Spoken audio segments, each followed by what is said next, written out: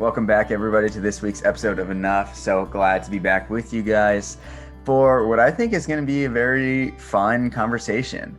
This week's kind of interesting. Stav and I were texting back and forth, trying to plan something. And, we had this general idea, which I don't even know what it was at this point anymore, but we were like, oh, we should do this. Oh, I think it was actually, we're going to think like why the church does certain things, right? But, that's a huge, broad topic that either of us didn't know where to go and take it. And then I was prepping for an interview that we're going to have in the near future that you guys will get more information on later on as we get closer to that. But in this article I was reading, there was a verse from Romans, and it's Romans 12:2, and it reads, "And do not be conformed to this world, but be transformed by the renewing of your mind, that you may prove what is that good and acceptable and perfect will of God." And then I just sat there and I sent this to Stav and I sent this to Jojo. And also, I don't think we've addressed that. Jojo is actually serving as a counselor at Antiochian Village right now. So he didn't just like disappear. He'll be back in a little bit. I don't think we've ever addressed that. But so he's still working with us and planning some of these episodes and running our Instagram and stuff like that. So anyways, just a little segue. But I sent this quote to these guys and I was like, something's here. Something like I feel called that we need to kind of be talking about this. And so that's what we're going to do today. And so just bear with us as we go into this conversation and hopefully bring you guys along with us. But Stav, when you read this verse, when you heard this, what came to mind for you? I think if you kind of look at the first line, even like, and do not be conformed to this world.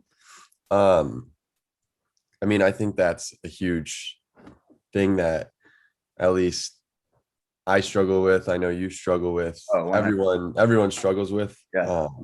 And it's super relevant in today's society, especially with everything that's going on. Yeah. With social media, the political war, I guess you could say. But I think as Orthodox Christians, we have to kind of keep ourselves in check with what we're doing in our daily lives, what we're looking at, kind of what we're exposing ourselves to, because I think we kind of talked about this in like a really early episode, but it was what you surround yourself with, you're going to conform to. So if you're surrounding yourself with things that are bad for you, you're going to be accustomed to doing those things, and it's just going to be easier to keep doing those. And I think that's a huge part of that verse right there, to not be conformed to this world. And I think as Orthodox Christians, we really need to, like I said, keep ourselves in check, because that's one of the main things that kind of take people out of the church and kind of keep them away from God, is because they think they can replace God with so many other things in today's society, and society deems it that it's okay. And they have so many things that can replace it. We've started to elevate society almost as God, it feels like. And 100%. It's interesting that you bring up society and just that word, because if we look at this verse and we look at it kind of from the Greek, and I don't take any credit for this, I don't know like any Greek at all, but this was just explained in the article. So, but it was saying that St. Paul here writing doesn't use the normal word for world, which is cosmos. He uses the word for times, which I believe is eon. So please don't crucify me in the comments if that was wrong. But so he basically writes in the Greek, "And do not be conformed to the times," which is really striking, because I feel like what you're saying, Stav, is so true. We're slowly like turning our backs away from the church because it may not feel relevant. It may not sound relevant. I mean, it definitely doesn't sound relevant to people looking inside, right? Like we're definitely labeled as old traditionalists who won't accept, people for who they are. They won't change their stances because they're just like, I don't know. The list goes on, and I think hopefully you guys know what I'm saying. But it's really interesting, because if you truly look at the church and can truly understand it and see it for what it is, at least in my opinion, it's one of the most accepting places to be.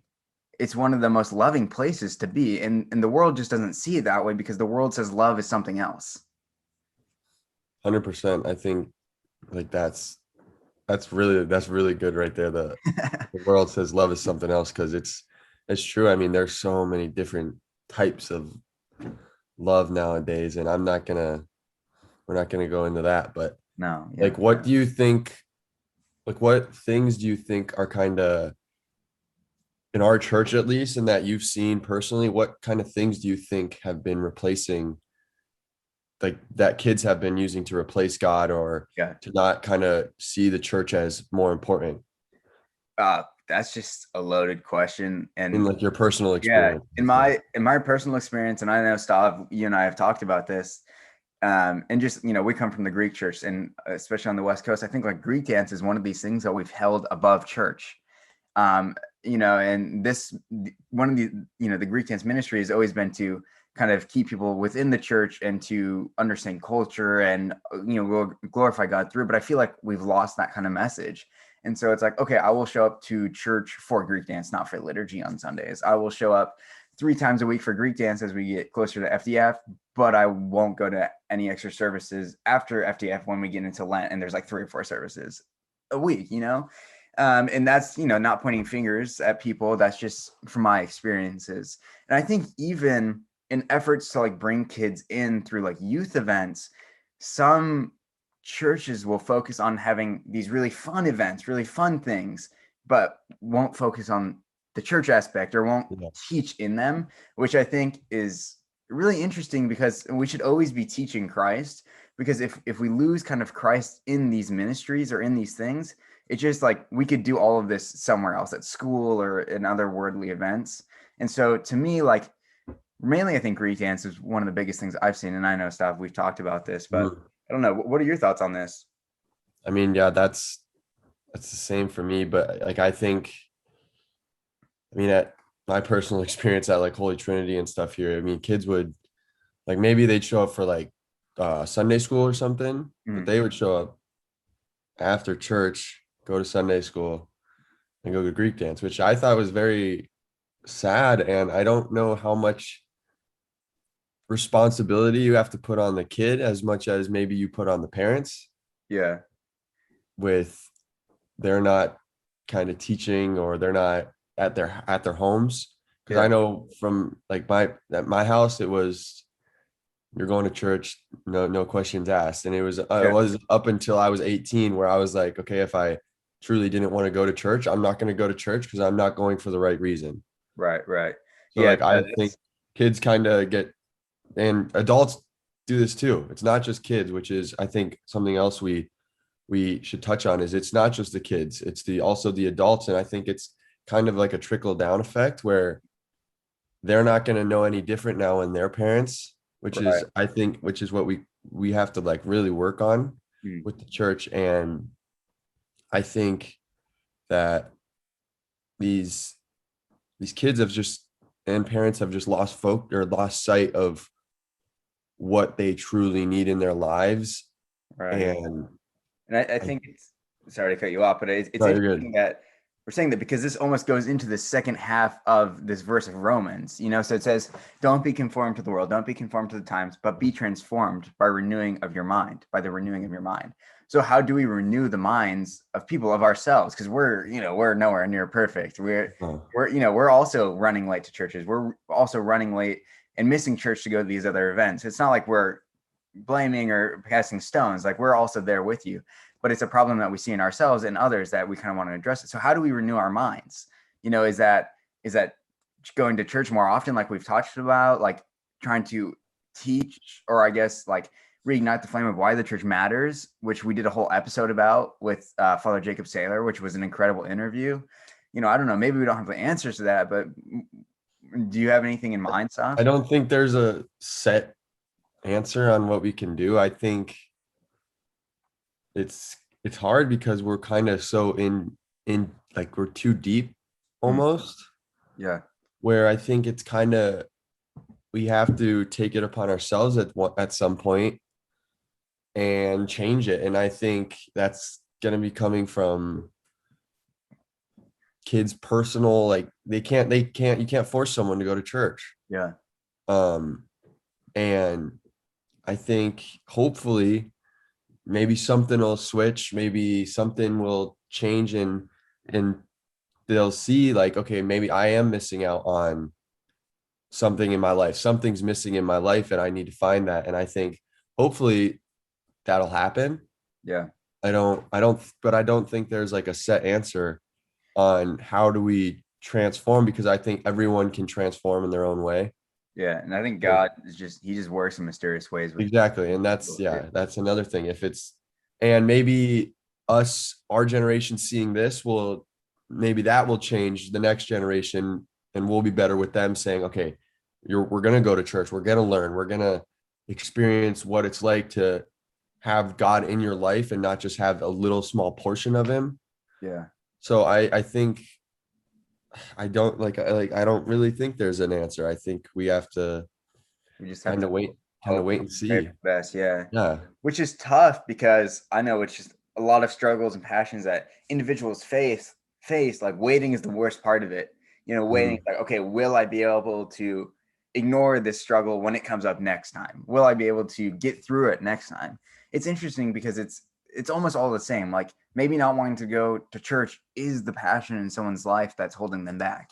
So it's like yeah, I mean, you're right. It's just we just have to hope and wait for the best. And I think it just really takes holding on to one small thing of church. So it's like if you're someone who's watching this right now and you're like, the church, I'm losing faith, I'm losing hope, maybe it's just holding on to that one thing that you do like. Maybe it's one prayer in the liturgy. Maybe it is going to the Greek, these ministries that have maybe almost forgotten God, right? But use that properly to get closer to God, And I think also I would say, almost in conclusion, like I'll put the video up here, but watch our video on why the church matters with Father Jacob, because he does a beautiful job of really explaining this. And I know we're not necessarily repeating that thing, but we've touched on a few things, and he gives a lot of great encouragement in that video. Yeah. Anything else on this, Stav, on this verse or anything? No, I mean, I think you touched on, I liked what you just said, properly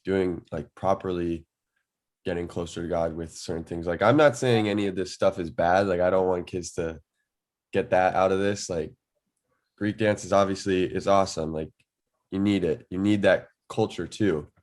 But properly using it, like you said, I think is a huge thing. Going forward, at least. Yeah. And yeah, I don't know. I think we've kind of said it all almost. I mean, that's just such a important part, because in history, there's always examples of people that haven't used God properly. Like even like Satan himself, right?